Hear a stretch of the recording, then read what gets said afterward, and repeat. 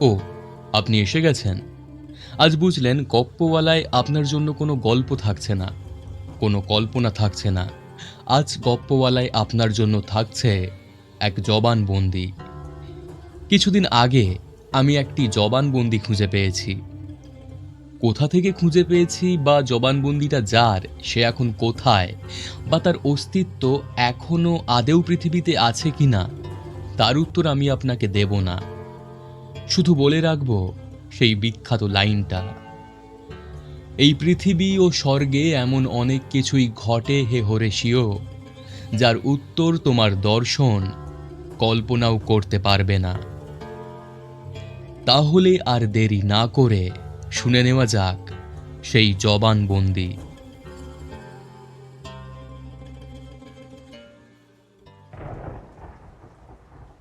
বাইরে একটানা বৃষ্টি হয়ে চলেছে। আকাশে মেঘেদের স্তূপ জমে অন্ধকারের এমন এক বৃত্ত রচনা করেছে যে এই দিনের বেলাকেও রাত বলে ভুল হয়। বাতাসে ডানা ঝাপটানোর বিকট শব্দটা এখনো হয়ে চলেছে। সেই শব্দের তীব্রতায় মনে হচ্ছে আমার কান দুটো ছিঁড়ে যাবে। কিন্তু কি অদ্ভুত, এই সরাইখানার আর কেউ সেই শব্দ শুনতে পাচ্ছে না।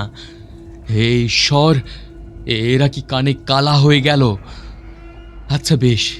আচ্ছা বেশ, ডানা ঝাপটানোর শব্দের কথা না হয় বাদই দিলাম, কিন্তু ওই দানবীয় হাউন্ডের রক্ত হিম করে দেওয়া যে গর্জন বাতাসকে ফালা ফালা করে দিচ্ছে, সে শব্দও কি এদের কানে ঢুকছে না?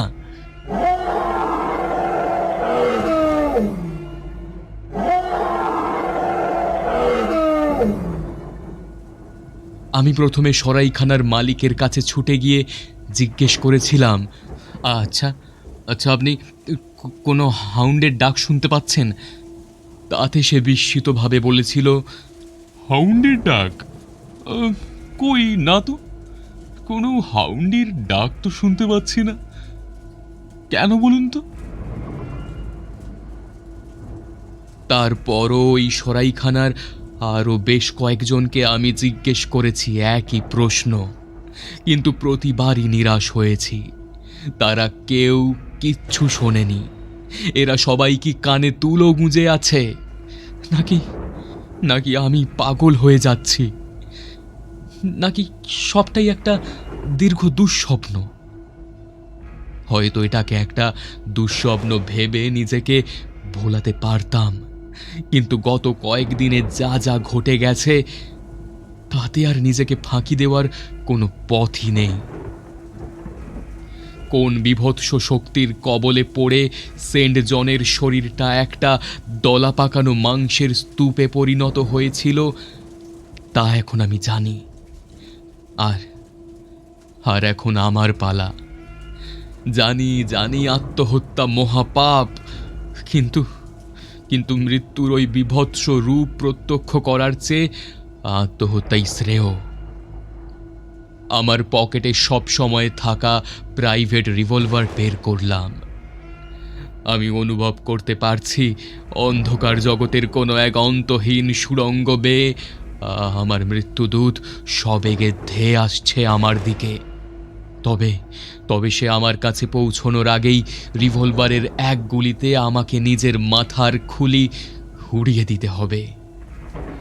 এই বিভীষিকার হাত থেকে মুক্তির এই একমাত্র পথ।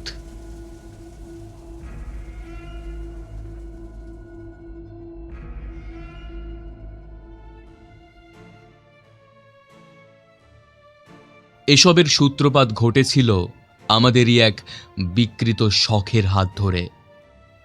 আমরা অর্থাৎ আমি, ক্রিস হোল্যান্ড এবং আমার অন্তরঙ্গ বন্ধু সেন্ট জন। পূর্বপুরুষদের সুকর্মের ফলস্বরূপ আমাদের দুজনেরই কোনোদিন টাকার অভাব ছিল না। ফলে অফুরন্ত সময় আর আলস্য আমাদের জীবনে অগাধ পরিমাণে ছিল। আর কথাতেই আছে, অলস মস্তিষ্ক শয়তানের ঘর। কিন্তু সেই শয়তান যে কখনো মস্তিষ্কের বাইরে বেরিয়ে আমাদেরই গ্রহণ করবার জন্য উন্মাদ হয়ে উঠবে, সে কথা আমরা আমাদের দুঃস্বপ্নের দুঃস্বপ্নতেও ভাবিনি।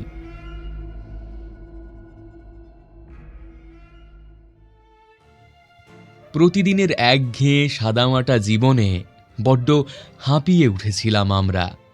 প্রেম, মাদক, অ্যাডভেঞ্চার এসব কিছুর আকর্ষণ বড্ড ফিকে হয়ে আসছিল আমাদের কাছে।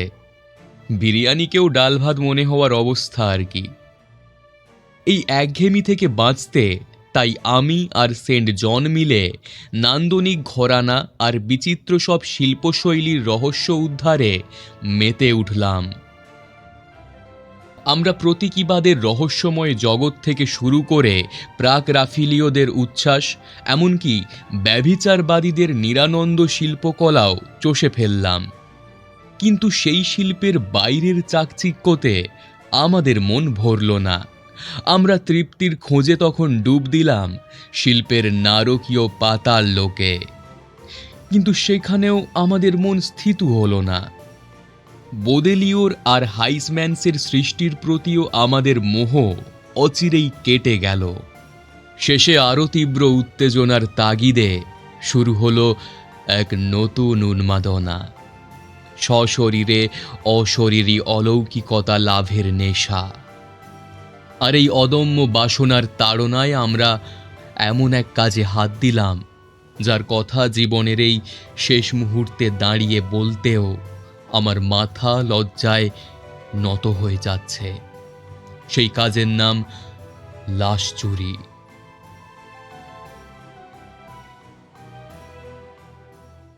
আমাদের সেই ভয়ঙ্কর অভিযানের বিস্তার বিবরণ কিংবা লুট করে আনা জিনিসপত্রের ফিরিস্তি আমি দেব না। তবে এটুকু বলে রাখি, সেসব সংগ্রহের ঠাঁই হয়েছিল আমার আর সেন্ট জনের গড়ে তোলা এক বাগান বাড়ির গোপন মিউজিয়ামে। সপ্তাহের বেশিরভাগ দিনই আমরা ওখানেই কাটাতাম। বাড়িতে আমরা কোনো কাজের লোকও রাখিনি। বলা তো যায় না এসব কিছু পাঁচ কান হলে মানুষের কেমন প্রতিক্রিয়া হবে। বাড়ির অনেকটা গভীরে মাটির তলায় এক গোপন কুঠুরিতে গড়ে তোলা হয়েছিল সেই সংগ্রহশালা। নিজেদের নিস্তেজ হয়ে আসা স্নায়ুগুলোকে চাঙ্গা করতে আমরা মেতে উঠেছিলাম নারকীয় উন্মাদনায়। হ্যাঁ, পৃথিবীর সুস্থ সাধারণ মানুষের জন্য সেসব নারকীয় উন্মাদনাই বটে, তবে আমাদের কাছে সেগুলো ছিল শিল্প। আমাদের সংগ্রহশালার দেওয়ালে স্থান পেয়েছিল ব্যাসল্ট পাথরে গড়ে তোলা বিকট সব দানবীয় মূর্তি, যাদের কান এঁটো করা হাসির অভিব্যক্তি যে কোনো মানুষের শরীরে অ্যাড্রিনালিন হ্রাসের জন্য যথেষ্ট। জানালায় ঝুলতে থাকা কালো পর্দাগুলোর গায়ে আঁকা নরকঙ্কালগুলোকে প্রথমে দেখলে পিলে চমকে যাওয়াই স্বাভাবিক। গোপন পাইপের মাধ্যমে রুমটাকে ভরিয়ে রাখা হতো কখনো অন্তিম সৎকারের লিলি ফুলের হালকা গন্ধে, কখনো আবার প্রাচীন সমাধিগৃহের ধূপের মাদকতায়। সেই ঘরে কি না ছিল! প্রাচীন মমি থেকে শুরু করে চুরি করে আনা মৃতদেহ, সোনালি চুলযুক্ত কোনো শিশুর নরমুণ্ড, মানুষের চামড়ার তৈরি কুখ্যাত ব্যাগ, দানবীয় সুর সৃষ্টি করা বাদ্যযন্ত্র, আরও কত কি। তবে এখানে বোঝার সুবিধার্থে একটা কথা বলে রাখি, আমরা কিন্তু মৃতদেহগুলো এমনি রাখতাম না। আমাদের কাছে শিল্প ছিল কি না, আমরা তাই ট্যাক্সিডার্মিস্ট পদ্ধতিতে মৃতদেহগুলো সংরক্ষণ করে তার মধ্যে খড়, তুলো ইত্যাদি ভরে রাখতাম। ফলে সেগুলোকে আরও বেশি জীবন্ত এবং আরও বেশি বীভৎস মনে হতো। অবশ্য যতক্ষণ না আসল বীভৎসতা বলতে ঠিক কি বোঝায় তার আমরা মুখোমুখি হচ্ছিলাম।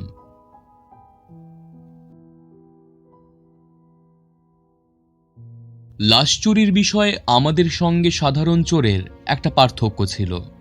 আমাদের কাছে এটা ছিল শিল্প।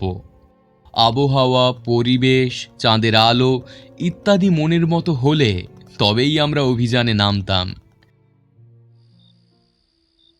এমনই একদিন প্রাচীন অতৃপ্ত নেশার তাড়নায় সেন্ট জন আমাকে নিয়ে গেল হল্যান্ডের এক প্রাচীন গোরস্থানে।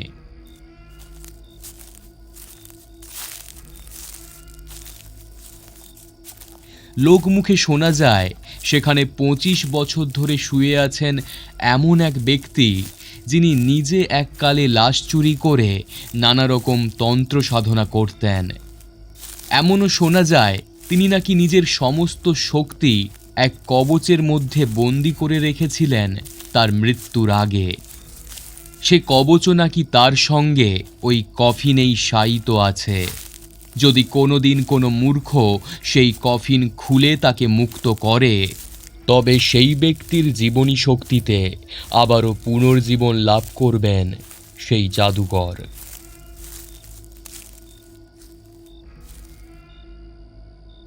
সেই রাতের দৃশ্য আজও আমার চোখের সামনে ভাসে। আকাশে হেমন্তের ম্লান চাঁদ জরাজীর্ণ সমাধিগুলোকে অন্ধকারে ঢেকে রেখেছে প্রাচীন কদাকার গাছগুলোর ছায়া। আকাশে পাক খেয়ে চলেছে অগণিত বাদুড়ের ঝাঁক। প্রাচীন গির্জাটা যেন আকাশের দিকে আঙুল তুলে শাঁসাচ্ছে। মনে হচ্ছিল দূরে কোথাও এক অতিকায় হাউন্ড এক টানাভাবে ডেকে চলেছে।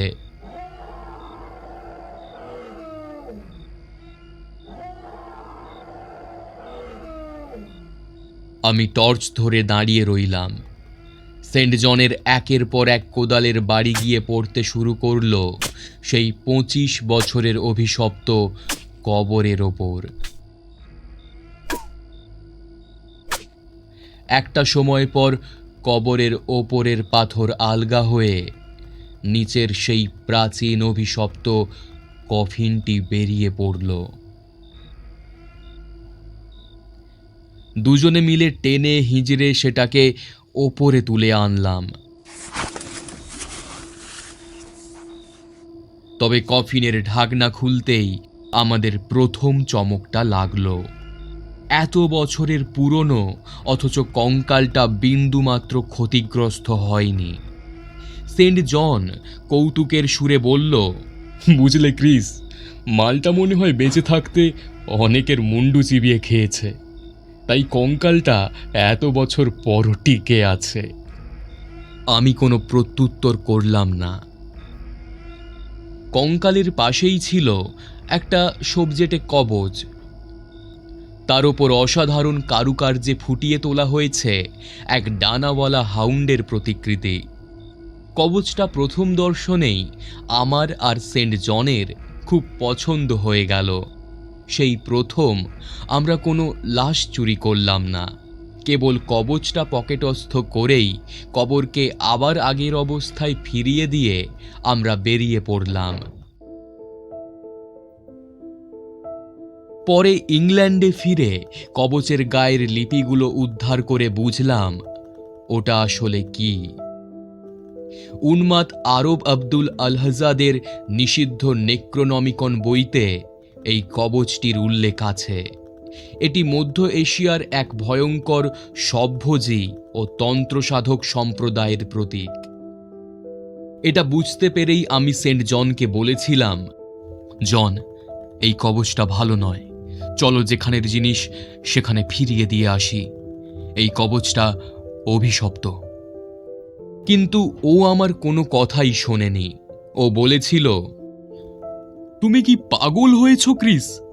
আমরা তো এটাই চেয়েছিলাম, এমন উন্মাদনা যেটা আমাদের তাড়িয়ে বেড়াবে, আর তুমি বলছো এটা ফিরিয়ে দিতে। এরপর থেকেই শুরু হলো আসল ঘটনা।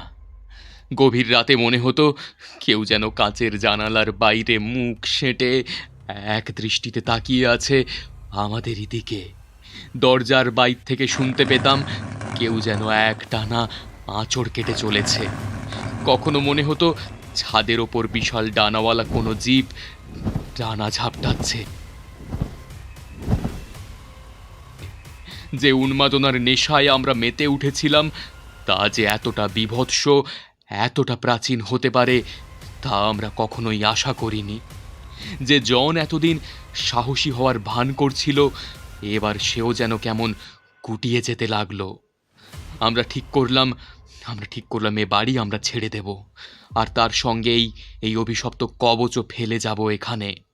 আমরা গিয়ে উঠব আমার পৈতৃক ভিটেতে। সেই উদ্দেশ্যে 10 নভেম্বর আমি গিয়ে হাজির হলাম আমার পৈতৃক ভিটেতে, লোক লাগিয়ে বাড়িটাকে বাসযোগ্য করে তোলার জন্য। আমার ফিরতে প্রায় রাত 8টা হয়ে গিয়েছিল, কিন্তু বাড়ি ফিরে জনকে কোথাও দেখতে পেলাম না। আবার মনে হয় মদ গিলে শুয়ে আছে। মনে মনে ভাবলাম, ওর নাম ধরে ডাকলাম কয়েকবার, জন জন। প্রথমে কোনো সাড়া শব্দ নেই। তারপর নিচের মিউজিয়াম থেকে একটা গোঙানির শব্দ শুনতে পেলাম।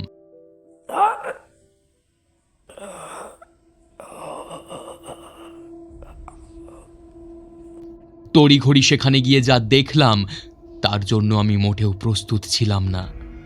জন আধমরা হয়ে পড়ে আছে, রক্তে ভিজে যাচ্ছে মিউজিয়ামের সাদা মার্বেলের মেঝে। ওকে দেখে কেবলই একটা ছিন্ন ভিন্ন মাংসের দলা ছাড়া আর কিছুই মনে হচ্ছে না। আমি ছুটে গেলাম ওর কাছে। নিজের শেষ শক্তিটুকু একত্রিত করে ও আমাকে কেবল একটা কথাই বলল, ক্রিস, ক্রিস, যদি বাঁচতে চাও তবে এই কবচ ফিরিয়ে দিয়ে এসো ক্রিস। এই কবচ ফিরিয়ে দিয়ে এসো।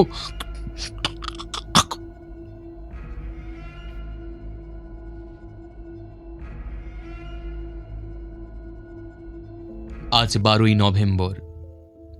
আমি আবারও রওনা হয়েছি হল্যান্ডের উদ্দেশ্যে। আমার প্রাণের বন্ধু সেন্ট জন আর এ পৃথিবীতে নেই। হল্যান্ড পৌঁছতে রাত হয়ে গেছিল। আমার আর সাহস হলো না এই রাতে একা একা ওই গোরস্থানে যেতে। তাই কাছের একটা সরাইখানাতে গিয়ে উঠলাম। নিজের ব্যাগ সোফায় রেখে সরাইখানার মালিককে নিজের নাম, ঠিকানা ইত্যাদি তথ্য দিচ্ছিলাম। হ্যাঁ স্যার, বলুন আপনার নাম। Chris Holland. আচ্ছা, ঠিকানা? বার্মিংহাম। বেশ বেশ, তাহলে স্যার 2তলার 3 নম্বর রুমটা আপনার। তবে খাওয়া দাওয়া এখানে নিচে এসে কমন ডাইনিং রুমেই কিন্তু করতে হবে। আচ্ছা, ঠিক আছে। বলে আমি ব্যাগ হাতে নিতে যাব এমন সময় কোথা থেকে একটা বছর 20-এর ছোকরা ছুটে এসে আমাকে ধাক্কা মেরে ফেলে ব্যাগটা নিয়ে চম্পট দিল।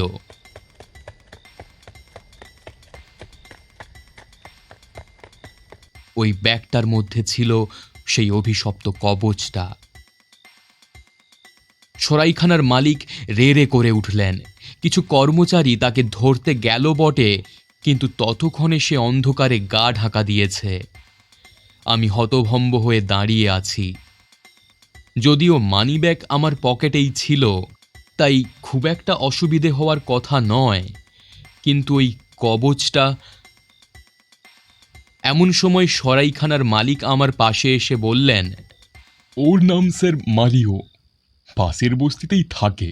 তবে চিন্তা করবেন না, কাল সকালেই ওকে ধরে এনে 2-4 ঘা দিলে সব মাল এমনি ফেরত পেয়ে যাবেন। যদিও পরদিন আর তাকে ধরে আনতে হলো না। শোনা গেল বাড়ি ফেরার পথেই নাকি কোনো এক বন্য প্রাণীর হাতে সে নিজের শেষ নিঃশ্বাস ত্যাগ করেছে। আমি নিজের ব্যাগটা ফেরত পেলাম। ওর থেকে কিছুটা দূরেই সেটা পড়েছিল। সরাইখানার কর্মীরা সেটা তুলে এনেছে, কিন্তু অনেক খুঁজেও সেই কবচটা আমি পেলাম না, যদিও আমি জানি সেটা এখন কোথায় আছে। আমি রওনা হলাম সেই গোরস্থানের উদ্দেশ্যে। সকালের সূর্যালোকে আমার ভয় অনেকটাই কমে এসেছিল, কিন্তু এখন বুঝতে পারি ওটা কেবলই আমার ভ্রান্ত ধারণা ছিল। 5 মিনিট পর আমি সেই অভিশপ্ত জায়গায় গিয়ে হাজির হলাম। কবরের পাথর আগে থেকেই আলগা ছিল সেন্ট জনের দৌলতে। সেটা ঠেলে কফিনের ডালা খুলতেই মনে হলো মৃত্যুকে বোধহয় এমনই দেখতে হয়। কোথায় সেই কঙ্কাল? এখন তার দেহে লালচে মাংসপেশি গজিয়ে উঠেছে, বুকের চামড়ায় সেঁটে আছে সেই কবচটা, চোখের অক্ষি কোটরে ধিক ধিক করে জ্বলছে নরকের আগুন। আমার বিহল দশা দেখে যেন ভীষণ আমোদ পেল সে। খিল খিল করে হেসে উঠল।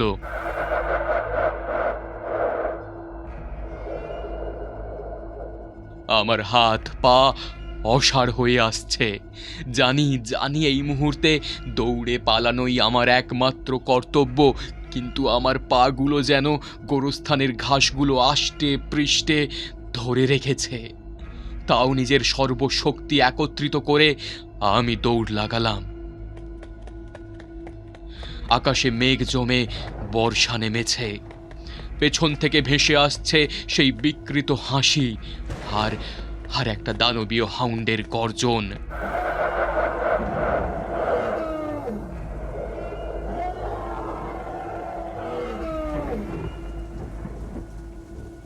কোনো মতে সরাইখানায় ফিরে এলাম।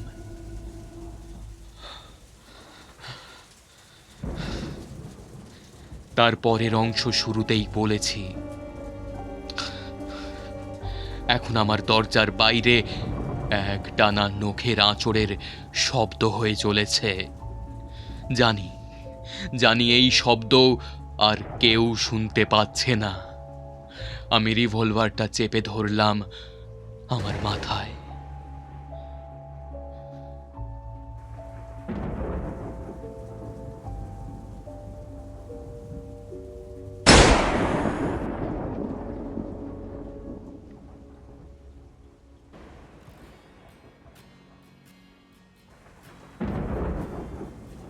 শুনছিলেন এইচপি লাভক্রাফটের দ্য হাউন্ড অবলম্বনে দ্য হাউন্ড, এক অভিশপ্ত কবচ। গল্পের বাংলা সংস্করণে এবং গল্প পাঠে আমি প্রবাল। সকলে ভালো থাকবেন। শুভরাত্রি।